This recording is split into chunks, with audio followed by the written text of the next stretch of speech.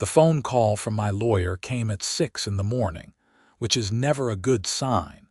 And when he told me the HOA had just issued a formal ban on Snowmachine trails across my property, I knew this winter was about to get complicated.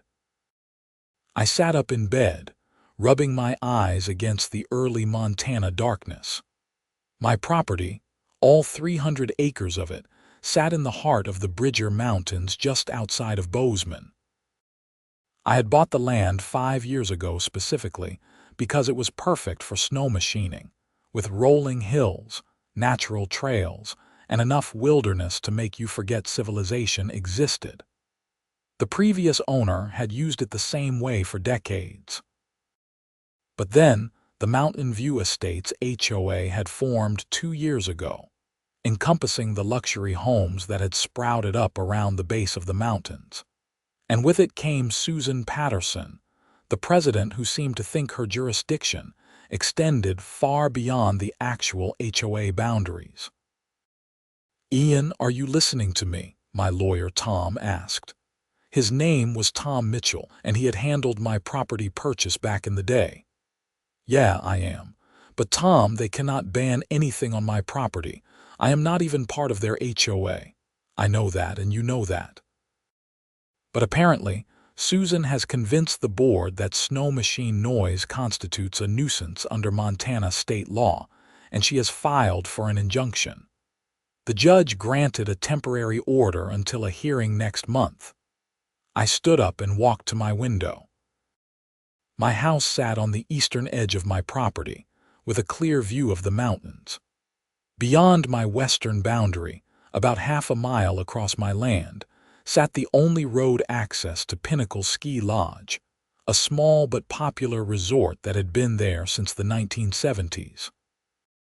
The lodge relied on that road, which cut through my property via an easement granted decades before I owned the land. "This is insane," I said. "Half the people in Bozeman come out here to ride. I run a legitimate business, Tom.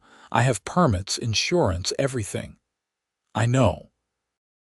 Look, we will fight this, but until the hearing, you need to comply with the order. No snow machine activity on your property." After Tom hung up, I sat at my kitchen table and stared at my coffee. I had built something real here. 5 years ago, I had been working a corporate job in Seattle, miserable and counting the days until retirement. Then my father had passed away and left me enough money to make a change. I bought this land, built a modest house, and started offering guided snow machine tours. It was not about getting rich. It was about living the life I actually wanted. And now Susan Patterson thought she could take that away. I knew Susan, of course. Everyone in the area knew her. She had moved to Montana from California 3 years ago, bought the biggest house in Mountain View Estates, and immediately began trying to reshape the community to match her vision of what Montana should be. She hated snow machines, hated guns, hated anything that did not fit her aesthetic of pristine mountain living. Never mind that people had been snow machining in these mountains for 50 years. My phone buzzed. It was Jake Morrison, who owned Pinnacle Ski Lodge. "Ian, please tell me the rumor I just heard is not true," he said when I answered. "Depends on the rumor." "That the HOA got an injunction stopping all snow machine use on your property." "That one's true." Jake let out a long breath. "Man, I am sorry. That is your livelihood." "What are you going to do?" I looked out my window again, thinking about the road that crossed my land. The easement was old, dating back to the 1950s when the original landowner and the ski lodge founder had made a handshake deal.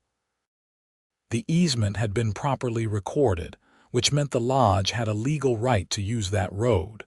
But easements were specific. They granted the right to use the property for a particular purpose, and that purpose was access to the ski lodge. "I am going to fight it," I said. "But Jake, I need to ask you something.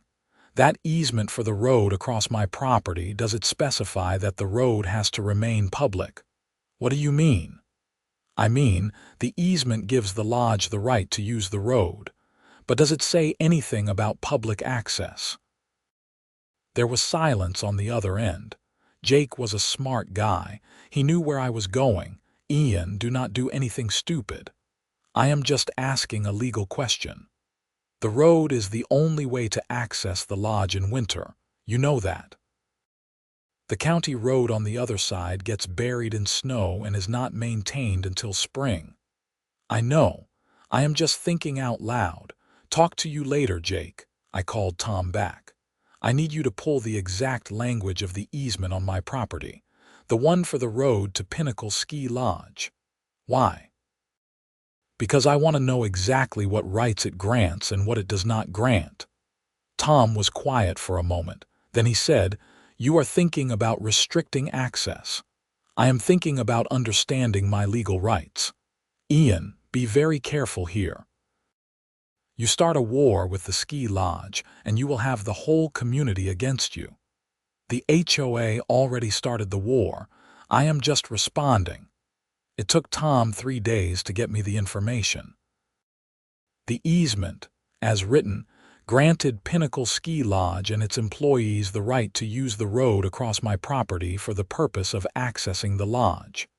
It said nothing about public access.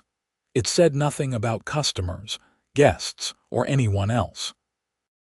The road had simply been open for so long that everyone assumed it was public, but legally it was not. I called Jake again. We need to talk. In person. We met at a coffee shop in downtown Bozeman the next morning. Jake looked tired. He was about 50, with gray hair and the weathered face of someone who had spent decades in the mountains. He had inherited the lodge from his father and ran it with his wife and 2 kids. "Before you say anything," Jake said as he sat down, "let me just remind you that we have been friends for 5 years. I have never had a problem with your Snowmachine operation. I have actually sent people your way. I know, and I appreciate that. But you need to understand what is happening here. Susan Patterson is trying to destroy my business, not regulate it, not compromise with it, but end it, and she is using legal tools to do it. So your solution is to hurt my business. My solution is to make people understand that their actions have consequences. The HOA wants to treat my property rights as meaningless. Fine. Let us talk about property rights." I pulled out a folder and slid it across the table. It contained a copy of the easement and a memo from Tom explaining the legal situation. Jake read through it slowly. When he looked up, his face was pale. "You cannot be serious." "I am completely serious. The easement grants the lodge access. It says nothing about your customers. Legally, I can gate that road and only allow lodge employees through. That would kill me. You know that. Without customer access, I have no business. I will lose everything. And I am losing everything because of the HOA. So maybe you should be having this conversation with Susan, not me." Jake stood up. "This is blackmail." "No, this is property rights. The same property rights Susan claims to care about when she talks about protecting her view or her peace and quiet. My property, my rules. You are making a huge mistake." He left. I sat there with my coffee, knowing he was probably right, but not seeing any other option. Sometimes you have to fight fire with fire. I spent the next week preparing. I hired a contractor to install a gate across the road right at my property line. It was a heavy-duty thing, steel posts sunk deep into the ground, with a lock that could not be easily cut. I put up signs explaining that the road was private property and only authorized personnel were allowed. The gate went up on a Tuesday. By Wednesday morning, my phone was ringing off the hook. The first call was from Jake, furious. The second was from Susan Patterson, even more furious. The third was from the county commissioner, asking what the hell I thought I was doing. I gave them all the same answer. I was exercising my property rights. By Thursday, the story had hit the local news. A reporter from the Bozeman Daily Chronicle came out to interview me. I stood next to my gate and explained the situation calmly. The HOA had banned snow machines on my property despite having no legal authority to do so. I was responding by enforcing my actual legal rights regarding the road. "But you are cutting off access to a popular ski lodge," the reporter said. "No, I am cutting off public access across my private property. The lodge itself still has access through the easement. If people want to reach the lodge, they can use the county road on the other side. That road is not maintained in winter. That is a county issue, not my problem." The story ran on Friday. By Saturday, I was getting death threats. It turned out a lot of people really loved Pinnacle Ski Lodge. It was a family place, affordable, with good terrain and a friendly vibe. People had been going there for generations. And now, I was the villain who was destroying it. My email inbox filled with messages calling me everything from a selfish jerk to a monster. Someone spray-painted my mailbox. Another person threw eggs at my house. I had to stop going into town because I got recognized and yelled at in the grocery store. But I also got messages of support. Other property owners who had dealt with HOA overreach. Small business owners who understood what it felt like to have someone try to regulate you out of existence. They were fewer in number, but they understood what I was doing. The hearing for the HOA injunction was scheduled for February 15th. My gate went up February 1st. That gave everyone 2 weeks to stew. Susan called me directly on February 3rd. "Ian, this is ridiculous. You are hurting innocent people. You mean like you hurt me with your injunction? That is completely different. We are trying to protect the quality of life for homeowners in our community. And I am protecting my property rights and my business. Same thing. You are being childish. Sue me." "Oh wait, you already did." She hung up. 10 minutes later, Tom called. "The HOA just filed an emergency motion asking the judge to order you to reopen the road. They are claiming you are engaged in retaliatory conduct." "Of course they are. What did you tell them?" "That you are well within your legal rights and the easement does not cover public access." "But Ian, the judge is not going to be happy about this. It looks vindictive." "It is vindictive. That is the point." The emergency hearing was set for February 8th. I showed up in a suit, which felt weird after years of wearing jeans and snow gear every day. Susan was there with her lawyer, a slick guy from Billings who probably charged $500 an hour. Jake was there too, looking miserable. The judge was a woman named Margaret Chen, who had a reputation for no-nonsense rulings. She listened to Susan's lawyer explain how my gate was causing economic harm to the ski lodge and disrupting the community. Then she listened to Tom explain that I had absolute legal right to gate my property, and the easement did not include public access. Judge Chen looked at me directly. "Mr. Morrison, I understand you are upset about the HOA's actions regarding snow machines on your property. But this seems like a disproportionate response that is hurting people who had nothing to do with that dispute." I stood up. Tom tried to grab my arm to stop me, but I shook him off. "Your Honor, with respect, those people are part of the community that is allowing the HOA to destroy my livelihood. Susan Patterson does not have the authority to ban snow machines on my property. I am not part of her HOA. But she found a sympathetic judge who granted her an injunction anyway. So now I am enforcing my actual, legitimate property rights. If that is inconvenient for people, maybe they should think about why it is okay to ignore my rights but not okay when I assert them." The judge stared at me for a long moment. Then she said, "I am not going to order you to open your gate. The easement is clear and you are within your rights. However, I am also not inclined to be sympathetic to you at the main hearing if you insist on making yourself into a villain." Think about that. The hearing ended. Susan looked like she wanted to murder me. Jake would not even make eye contact. Over the next week, things escalated. The county commissioners held an emergency meeting to discuss the situation. They talked about using eminent domain to create a new public access road, but that would take months and cost money they did not have. Some people suggested boycotting my Snowmachine business, which was funny since I was already banned from operating it. Then, the real pressure started. The ski lodge began losing serious money. Jake had to lay off staff. Families who had booked vacation rentals near the lodge were canceling. The Bozeman economy was taking a hit because Pinnacle Ski Lodge was a genuine tourist draw. Local businesses started organizing. A group of restaurant and hotel owners published an open letter condemning me.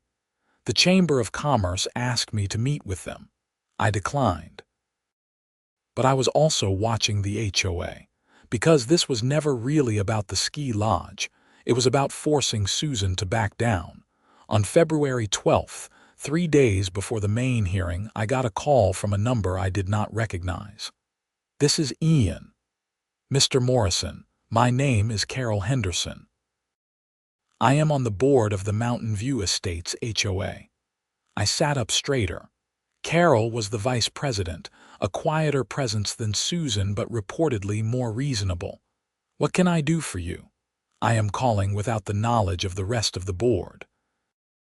What you need to understand is that not everyone supported the action against your Snowmachine operation.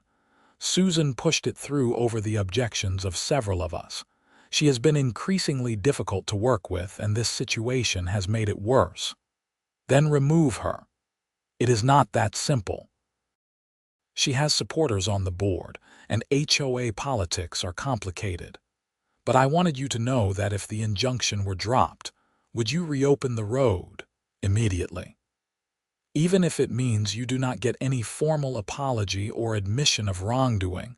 I thought about that. My ego wanted vindication, but my bank account needed the Snowmachine business back.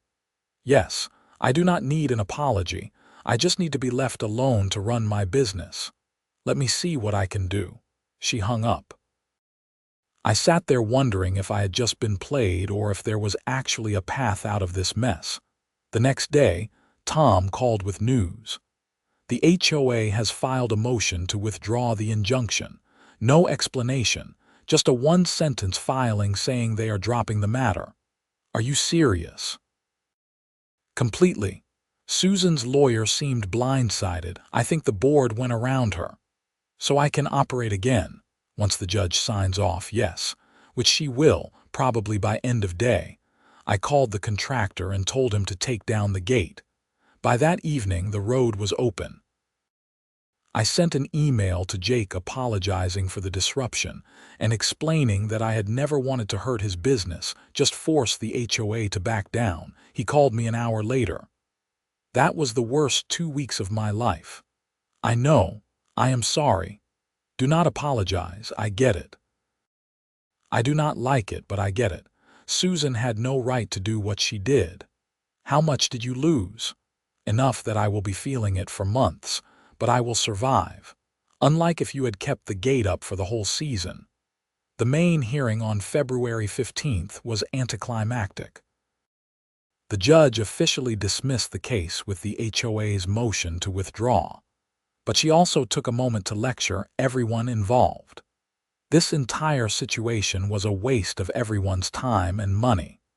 The HOA should never have sought an injunction over property where it had no jurisdiction. And Mr. Morrison, while you were legally in the right, your response created significant collateral damage. Both sides should be ashamed of how this was handled. I left the courthouse feeling vindicated but not victorious. The gate was down. I could operate my business again, but the damage to my reputation in the community was real. A lot of people saw me as the guy who tried to kill the ski lodge, not as someone defending his property rights. But then something unexpected happened. Over the next few weeks, I started getting calls from other property owners around Montana who were dealing with HOA disputes. They wanted advice on how to fight back. Local media did follow-up stories that were more balanced, explaining the HOA overreach that had triggered my response.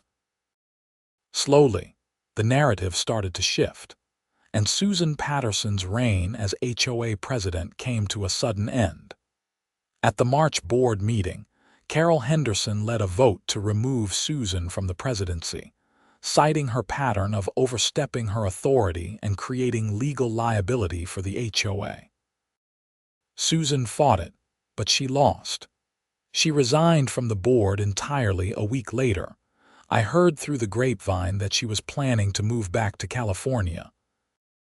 Montana had not turned out to be the mountain paradise she had imagined, probably because real Montana involved things like snow machines and people who did not appreciate being told what to do.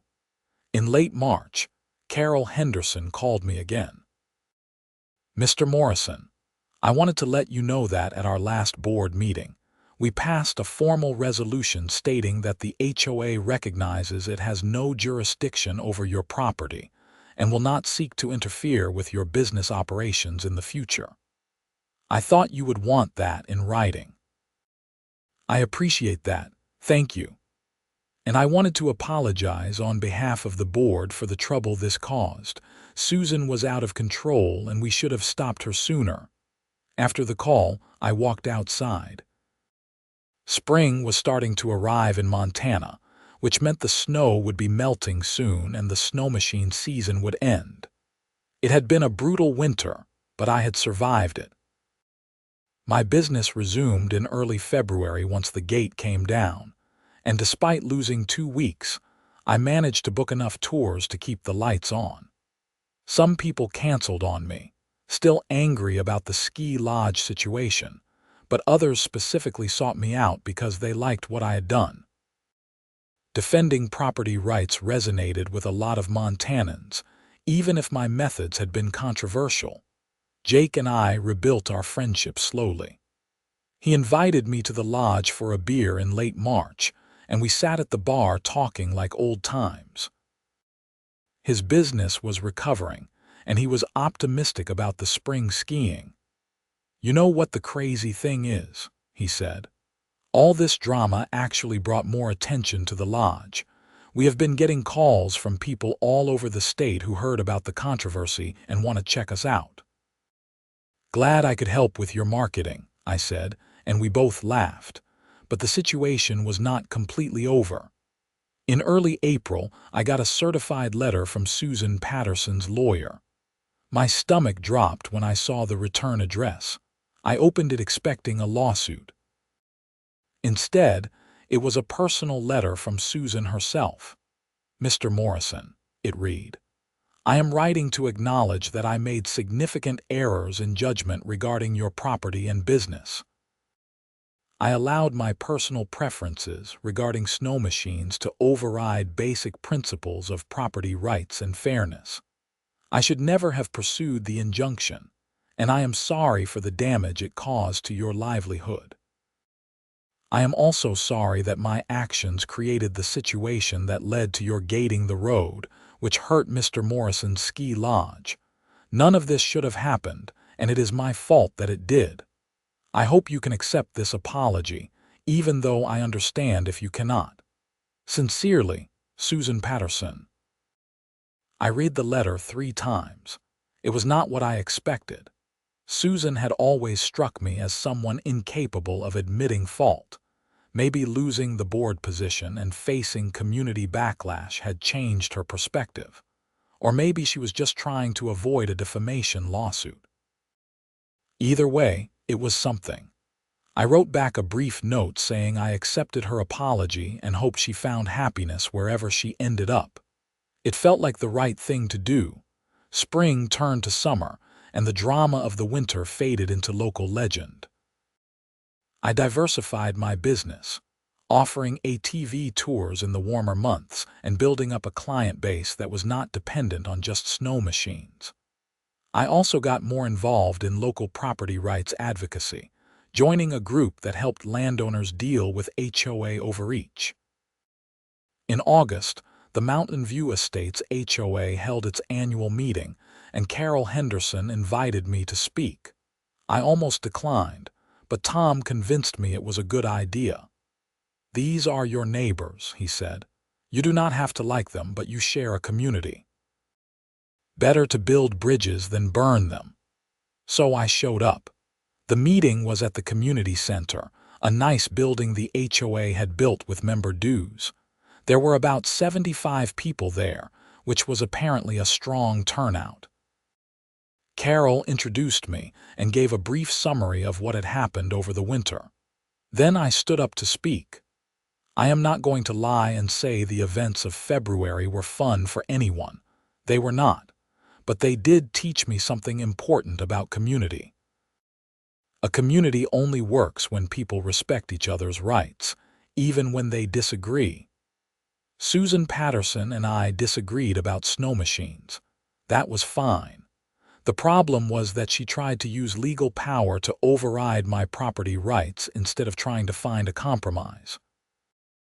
When people do that, they force others into defensive positions and everyone loses.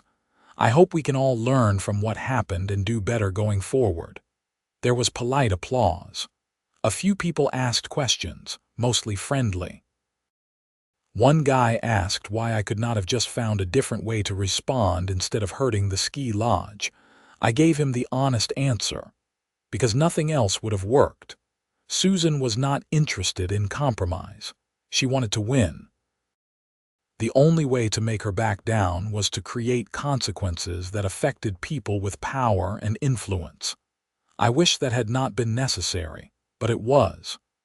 After the meeting, several HOA members came up to shake my hand and thank me for speaking. One woman told me her brother in Wyoming was dealing with a similar situation and asked if I could connect them. By the end of the evening, I felt like maybe some actual good had come from the whole mess. That fall, I got an unexpected call from a producer at a regional news network. They were doing a series on property rights disputes in the Mountain West and wanted to feature my story. I agreed, figuring it might help other people facing similar situations. The segment aired in November.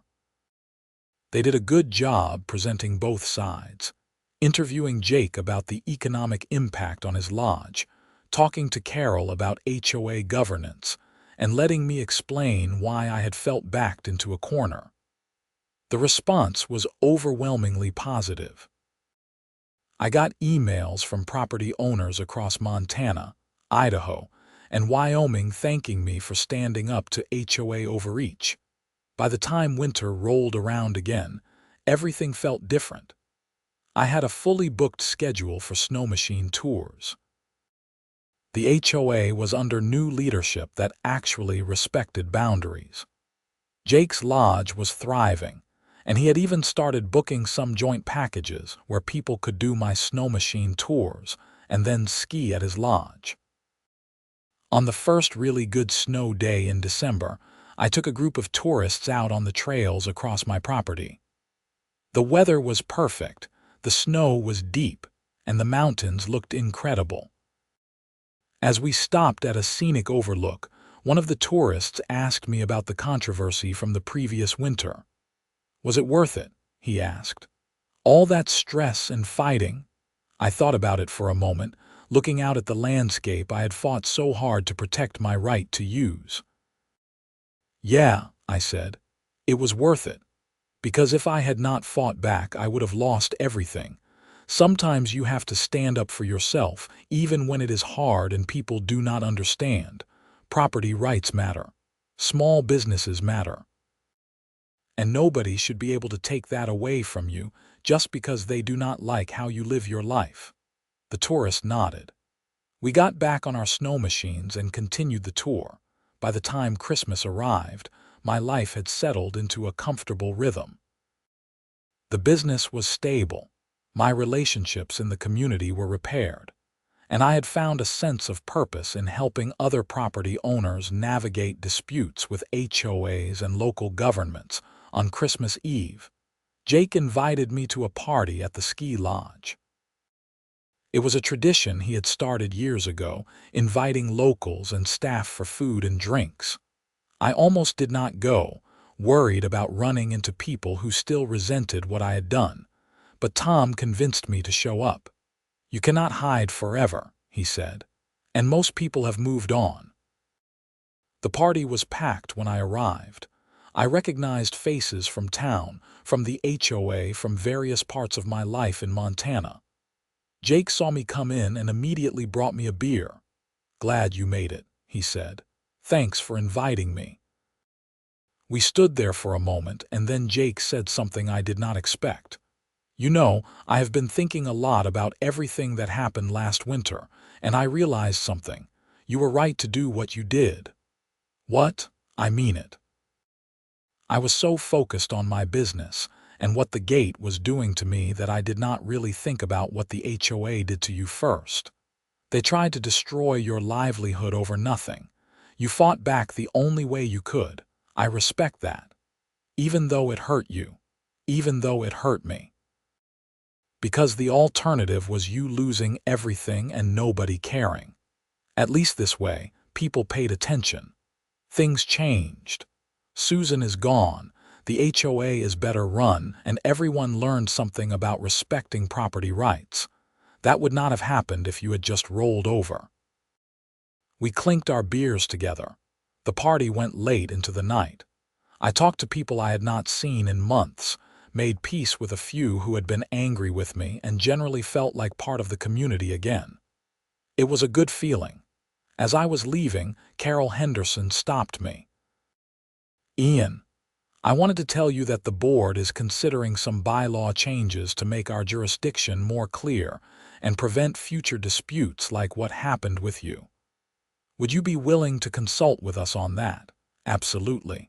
I would be happy to help." Driving home that night, I felt something I had not felt in a long time: satisfaction. The previous year had been brutal, full of conflict and stress and uncertainty. But I had stood my ground, protected my rights, and forced change in a system that needed it. The snow was falling gently as I pulled into my driveway. My house looked warm and welcoming, with Christmas lights that I had actually bothered to put up this year. In the distance, I could see the lights of Mountain View Estates, the HOA community that had caused me so much trouble. But they did not seem threatening anymore. They were just neighbors, people trying to live their lives same as me. I went inside, poured myself a whiskey, and sat by the window looking out at my land. 300 acres of Montana wilderness, purchased with my inheritance from my father. He would have been proud of how I had defended it. He had always taught me that land was more than just property. It was freedom, independence, the ability to live life on your own terms. The HOA had tried to take that away from me, and I had fought back with everything I had. It had not been pretty, and it had not been easy, but it had worked. That was all that mattered. In January, the Mountain View Estates HOA formally adopted new bylaws that explicitly limited their jurisdiction to properties actually within the HOA boundaries. They sent me a copy with a cover letter from Carol thanking me for my input during the drafting process. It was a small thing, but it meant something. My Snowmachine business continued to grow.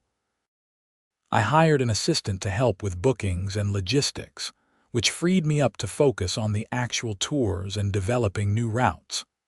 I also started offering avalanche safety courses, which proved popular with both locals and tourists.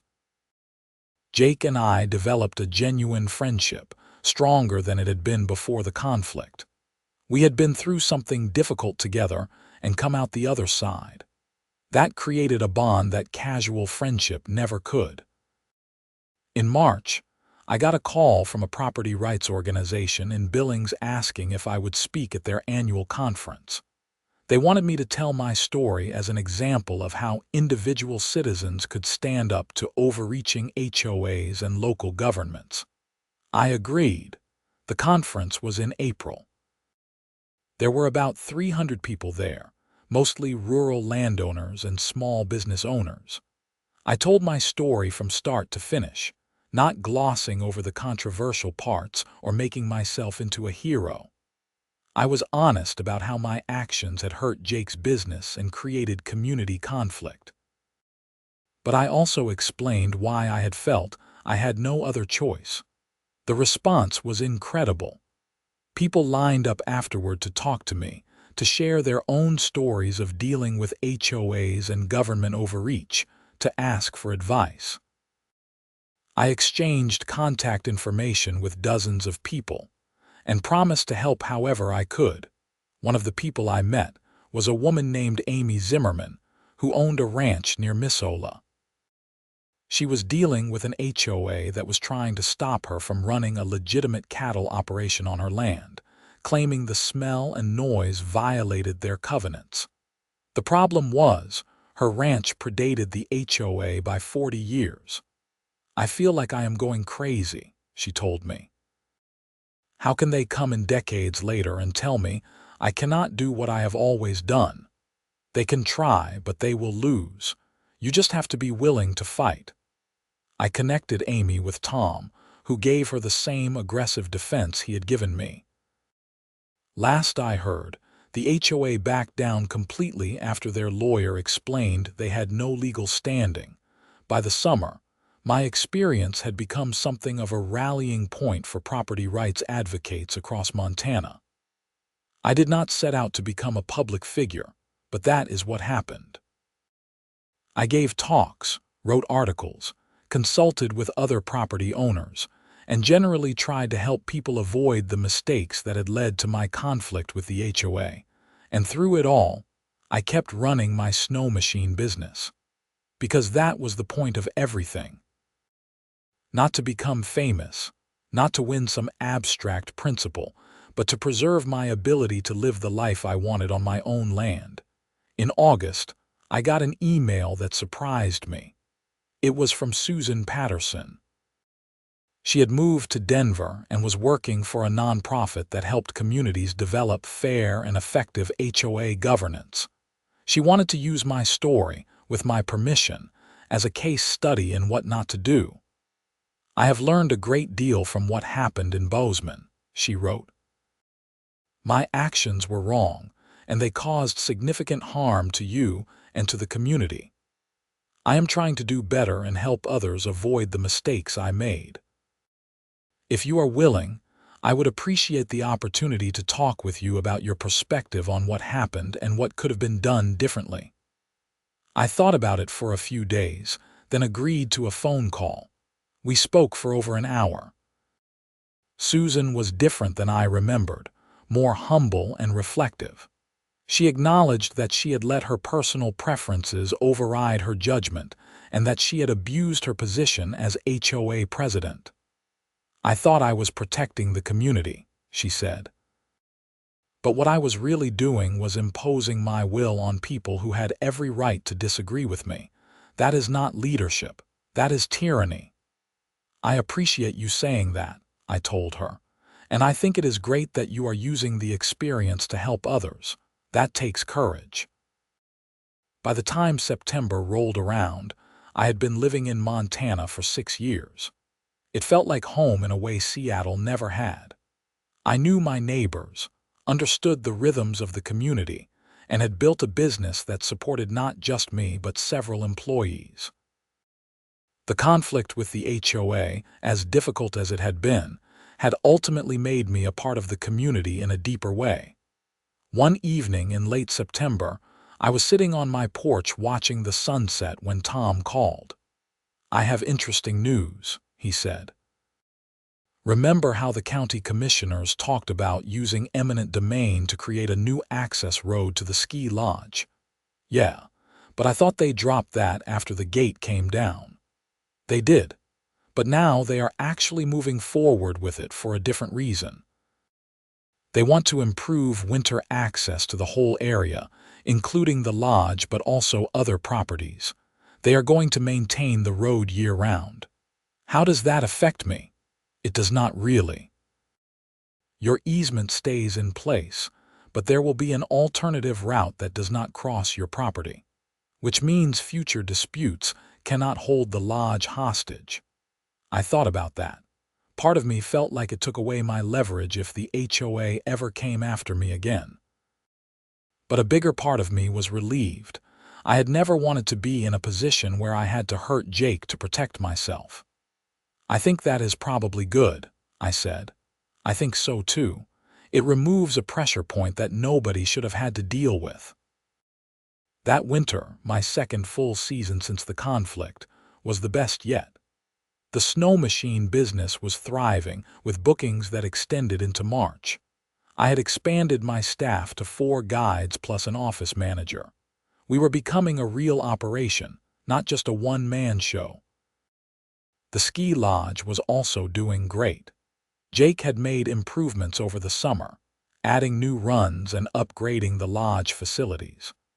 The publicity from the previous year's controversy had actually helped, bringing in curious visitors who wanted to see what all the fuss had been about.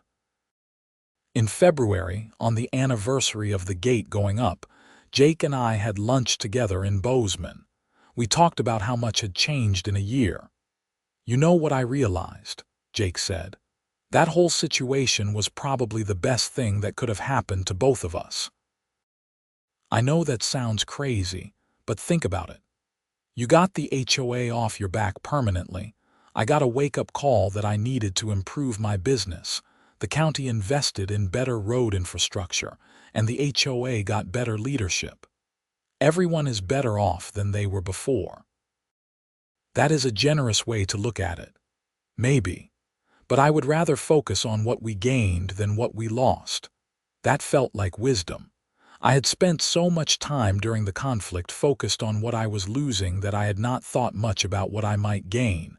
But Jake was right.